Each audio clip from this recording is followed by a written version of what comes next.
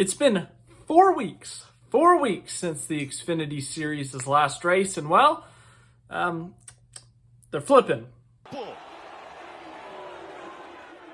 The caution comes out, that will end the race.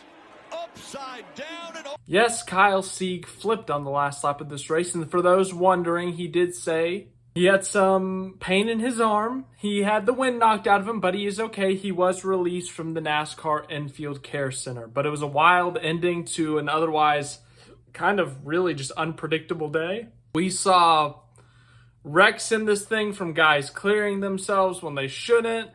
We saw a lot of single file racing. The top line just dominated this thing. So Michigan, just like Indianapolis, they had the super speedway engine, but they had the intermediate package in terms of the aerodynamics, and it just made for a really weird race at Michigan.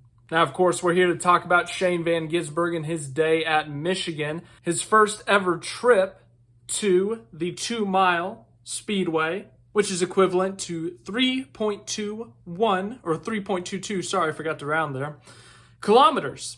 18 degrees of banking in the turns, and then 12 degrees of banking on the front stretch, which is a kind of a curve. It's a D-shaped oval, and then 5 degrees of banking on the back stretch, but it's pretty flat. This track is normally known for its high speeds. It's one of the fastest tracks in NASCAR. Jeff Gordon broke the record in terms of the actual track record, not the NASCAR record. That was like way back in the 80s, Bill Elliott at Talladega. But Jeff Gordon has the record at Michigan when he got a pole time of a 34.857. And that average speed around a 2-mile racetrack, the average speed, not the top speed, the average speed of the lap was a 206.558, which is equivalent to 332.4 kilometers an hour. So this track usually, emphasis on that, known for its high speeds. Back in the 10 years ago or so, we were getting near 220 miles an hour entering the turns. But now, with the current Cup Series car, we still reach north of 200 miles an hour, but with the Xfinity car, they decided to restrict the engine. So this is essentially kind of like Indianapolis about a month ago now, and kind of like Atlanta in the spring. We run the super speedway engine, the kind of engine that the Xfinity Series runs at Daytona and Talladega, because if we ran normal engines there, we would be going way too fast and it would be way too dangerous, and that flip you saw would be a minor flip in this series. But we've run it at Indy, and now we've run it at Michigan. And why is that such a big impact? Well, the top speeds, I don't even know if we were getting to 180 miles an hour. Maybe we were. But the point being, the top speed was nowhere near what the Cup Series cars will do tomorrow. They were nowhere near what the Xfinity Series car could do if they were on the normal kind of engine package that we run at this type of track. This type of track is extremely unique because of the shape, because of the banking, because of the pave, everything about it. It's not like Texas, the intermediate track we went to in April. It's not like Darlington, the intermediate track we went to in May. It's not even like Nashville, where we went in June. It's its own animal, and NASCAR decided to give it this kind of hybrid super speedway package on a speedway, and we didn't run in a big pack like what we'll see at Daytona next week. By the way, the race next week at Daytona is on a Friday. Remember that. Friday night race. Well, Friday night here in the U.S.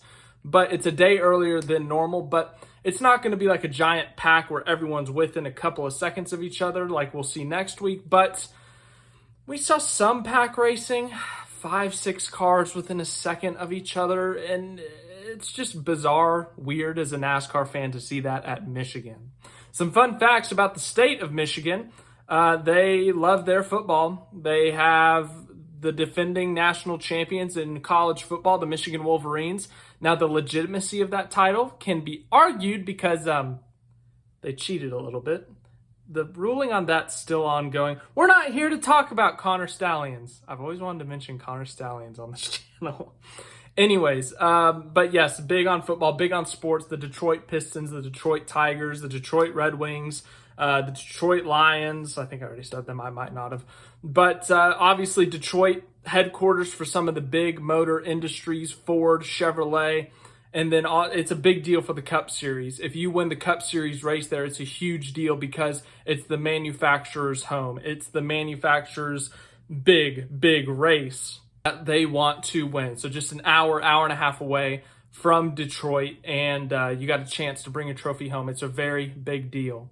So let's talk about this Michigan race. I've told you about the racetrack. I've told you about this package we've run with the super speedway engine, the restricted engine, but we're still running the body of a normal intermediate track like a Charlotte, like a Darlington.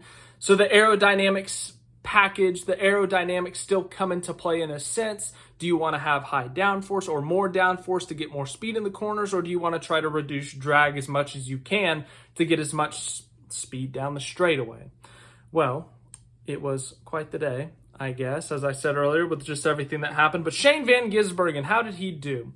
Of course, back at Indianapolis, where we ran a similar package to this, Shane Van Gisbergen finished fourth in that race, scored some stage points, just had a really good overall weekend.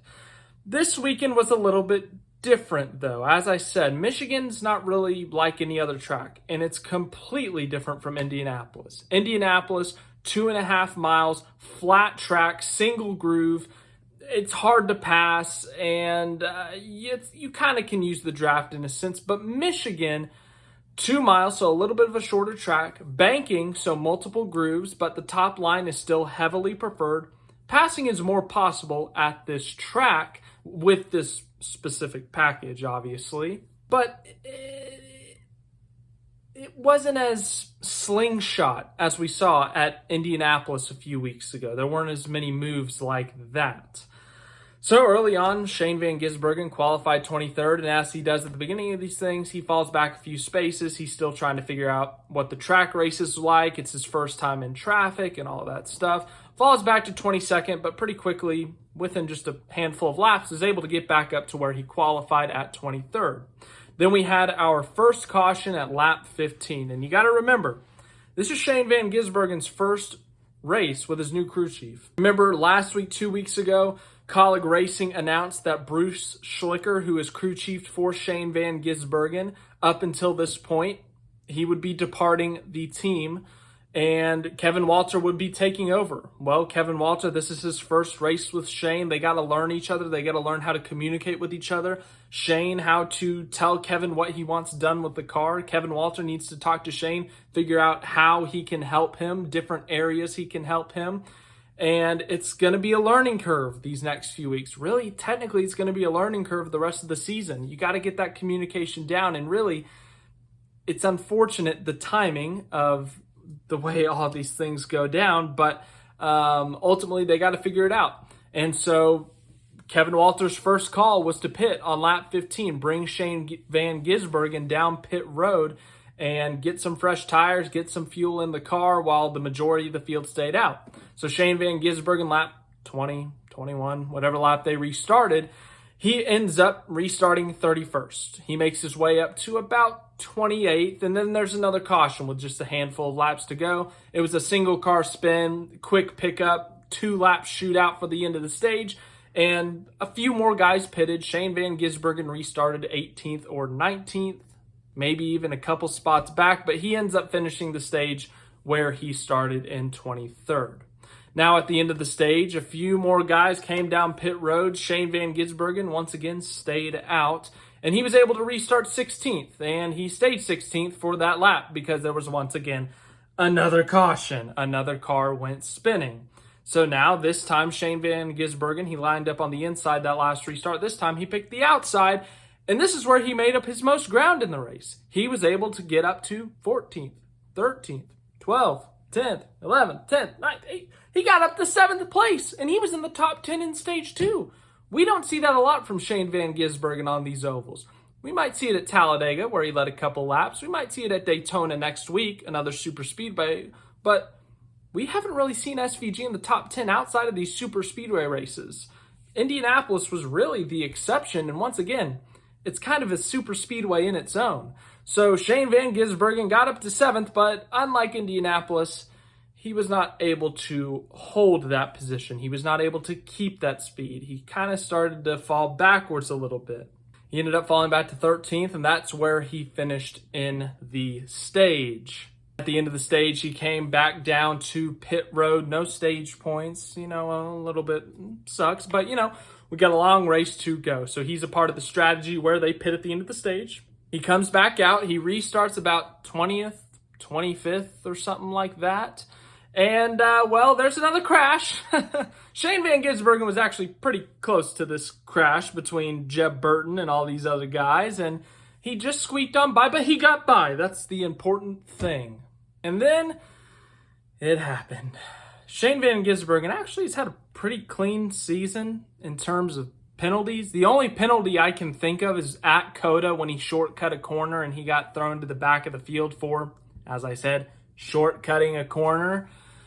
But other than that, I can't think of a speeding penalty. I can't think of a pit crew penalty. I can't think of any big penalties, race impacting penalties that they've had. But this, unfortunately, was a pretty blatantly obvious penalty. So the rule in NASCAR is that you restart. The leader has the restart box. It's this box that's a few hundred feet long or few 1,000 yards long. I don't know the actual distance, but basically you got this blue wall that says you can restart here. And once the leader launches, he's allowed to launch there. But from that part of the restart zone to the start finish line, you have to stay in the lane you picked, whether you're on the top or the bottom. The only time you're allowed to go outside your lane is if they start wrecking in front of you, if someone runs out of fuel in front of you, and basically to avoid a wreck, to avoid killing your or someone else's car. Well, Shane Van Gisbergen was lined up in the back of the field, and he was not avoiding a wreck. If you switch lanes, if you jump out of line, and there's not something like that happening in front of you, it's a penalty, so get a look.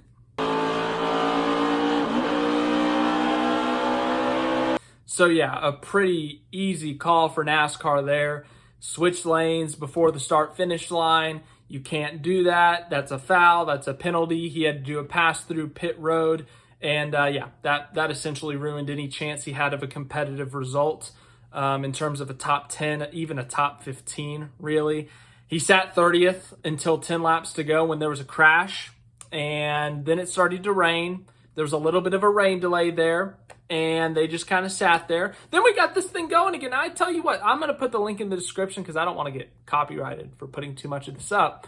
But Shane Van Gisbergen, you got to watch this restart. He went from 28th to 17th in the last 2 laps of this race. It was quite impressive. Really impressive stuff. Despite the penalty ultimately ruined the day. It ruined the chance at anything happening. He was a lap down. I forgot to mention that. He was a lap down when that caution came out with 10 to go. But thanks to the NASCAR rulebook, if you're the first car 1 lap down and you're not involved in the penalty, you get the free pass. The lucky dog, you get to come back on the lead lap. And so he got that, and that's why he was able to come back from 28th to 17th. So yes, we had to dive into the NASCAR rulebook today. I know we didn't look at the actual pages, but it's pretty simple, really. So Shane Van Gisbergen ends up finishing 17th in this thing.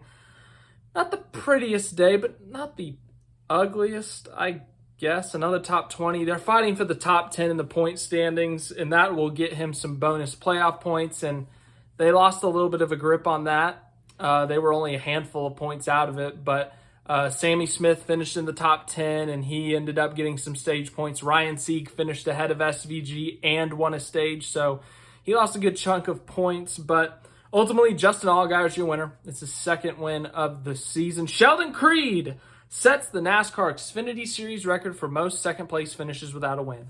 11.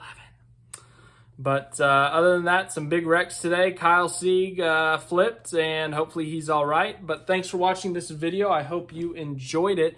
Shane Van Gisbergen recaps are back. I'm excited for them to be back once again. Next week's race is on a Friday night here in the United States of America. So whatever your clock is in Australia or New Zealand, it's Friday night in the United States, whatever that translates to in Australia. What would that be like? Saturday afternoon, Saturday morning, maybe?